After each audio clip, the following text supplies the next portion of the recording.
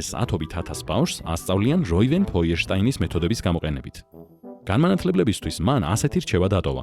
თუ არ ხარ მზად რომ შენი მოსწავლის სიძლიერეს შეხედო, მაშინ ნუ შეეხები მის სისუსტეს. ფოიერშტაინმა შეამჩნია, რომ ზოგიერთი ბავშვი ახალ ამოცანას ადვილად ითვისებდა, ზოგი კი ვერა. ახლო დაკვირვების შედეგად კი აღმოაჩინა, რომ პირველი ჯგუფი ისეთ ოჯახებში იზრდებოდა, სადაც ადგილობრივი კულტურა თაობიდან თაობას გადაეცემა. სხვა სიტყვებით რომ ვთქვათ, ამ ბავშვების გონებას სხვა ადამიანების მედიაციით საკმარისი რაოდენობით ჰქონდა მიღებული სწავლის გამოცდილება. მეორე ჯგუფი ჩამოშორებული იყო თავის კულტურას, ამიტომ ბუნებრივად სწავლის გამოცდილება არ ჰქონია.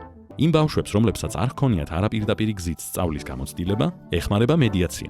შუამავალი აკონტროლებს სწავლის პროცესს, არჩევს ღირებულ მასალას, აღძრავს ბავშვის ცნობის მოყვარეობას, ყურადღებიანია და უკუკავშირსაც გასცემს.